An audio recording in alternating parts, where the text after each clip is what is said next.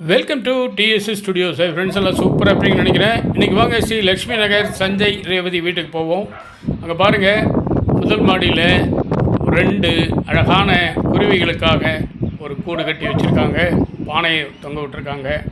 அதில் குருவிகள் வந்து விளையாடட்டும். இங்கே பாருங்கள், கேட்டில் ஒரு குருவி அப்படி டக்குன்னு நடிகை வர்ற மாதிரி அப்படி வெளியே வருது பாருங்கள். டக்குன்னு வந்து நிற்கும்.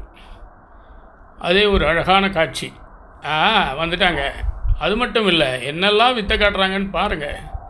சிட்டுக்குருவிங்கிறோம், அதை பார்க்க எவ்வளோ அழகாக இருக்குது பாருங்கள். ரம்யமான காட்சி. எவ்வளோ கஷ்டம் இருந்தாலும் இதை பார்க்கும்போது உங்களுக்கு மனசு லேசாகிடும். அது பறந்து பார்த்துருக்கீங்களா?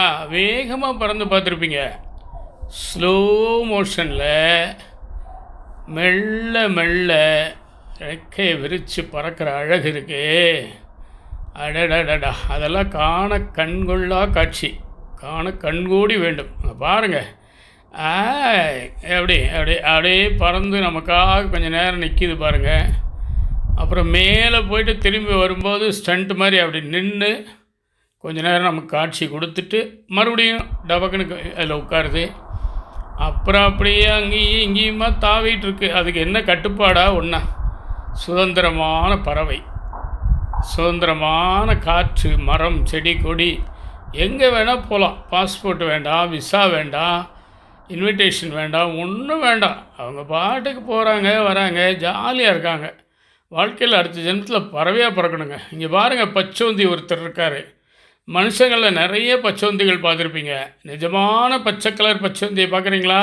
வாங்க போகலாம். இதுவும் அவங்க வீட்டு கேட்டில் இருந்து கீழே விழுந்து அப்படியே மெல்ல போகுது பாருங்கள். ஒரு மலை ஏறுற மாதிரி அப்படி மெல்ல ஒவ்வொரு காலாக மாற்றி மாற்றி வச்சு அப்படியே நைஸாக போகுது பாருங்கள். இப்படித்தான் பச்சோந்தி மக்களும் நைஸாக வந்து நம்மகிட்ட தொந்தரவு பண்ணுவாங்கன்னு நினைக்கிறேன். அடுத்து பாருங்கள், ஜன்னலுக்கு வெளியே ஒரு சின்ன சட்டியில் தானியங்கள் வச்சுருக்காங்க. அழகாக 2 குருவிகள் கொத்தி சாப்பிட்டுட்ருக்கு. இந்த சமயத்தில் அந்த குருவிகள் ஒரு பாட்டு பாடணும் அப்படின்னு நினச்சா என்ன பாட்டு பாடும்? நம்மளை பார்த்து, மறைந்திருந்தே பார்க்கும் மர்மம் என்ன, இந்த குருவி அழகா இல்லை கிளி அழகா என்று மறைந்திருந்தே பார்க்கும் மர்மம் என்ன. அப்படியாக அந்த குருவிகள் அழகாக அந்த தானியங்களை உண்டு மகிழ்ந்து அப்படியே பறந்து போகின்றன. அடுத்து பாருங்கள், மின்சார கம்பியில் சில குருவிகள் ஒருவேளை மின் துறையில் வேலைக்கு சேர்ந்துருச்சோ என்னமோ, ஈபியில் வேலைக்கு சேர்ந்துருக்கும் போல், அதுக்கு தான் அந்த கம்பிக்கு வந்திருக்குதுன்னு நினைக்கிறேன். அப்புறம் பாருங்கள், ஏகப்பட்ட இடத்துல கூட்டுக்கு ஏற்பாடு பண்ணியிருக்காங்க. குருவி கார் வாங்கிருச்சா? ஏன் அதான் பறந்து போகுமே? இல்லை, கார் ஷெட்டில் ஒரு குருவிக்கு ஒரு கூடு வச்சுருக்காங்க. அப்புறம் பாருங்கள், அந்த செடி கொடிகள் அதெல்லாம் சுற்றி வந்து எல்லா பக்கமும் ஜன்னல் எங்கெங்கே இருக்கோ அங்கே பாருங்கள், ஒருத்தர் உட்காந்துருக்கார். அவர் நமக்காக காட்சி கொடுக்குறார். கொஞ்சம் நேரம் உட்காந்துட்டு டபக்குன்னு பறந்துடுவார். ஆக மொத்தம் குருவிகளுக்காக ஜன்னலை, வீட்டை அனைத்தையும் தியாகம் செஞ்சுருக்காங்க. மறுபடியும் பாருங்கள், அந்த குருவிகள் கூடு கட்டுறதுக்காக அந்த வலைக்குள்ளேயும் ஜன்னல் கதவுக்கு நடுவுலையும் ஒரு இடம் ஒதுக்கியிருக்காங்க. அருமையாக அதில் வந்து கூடு கட்டி குஞ்சு பொறிச்சு சௌக்கியமாக வாழ்ந்துட்டுருக்கு. பெரிய மனசு வேணும் இல்லையா?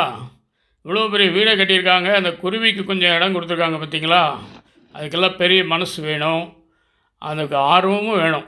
அதனால தான் அந்த குருவியெல்லாம் அங்கே வந்து ஜம்முன்னு உட்காந்து வாழ்ந்துட்டுருக்கு.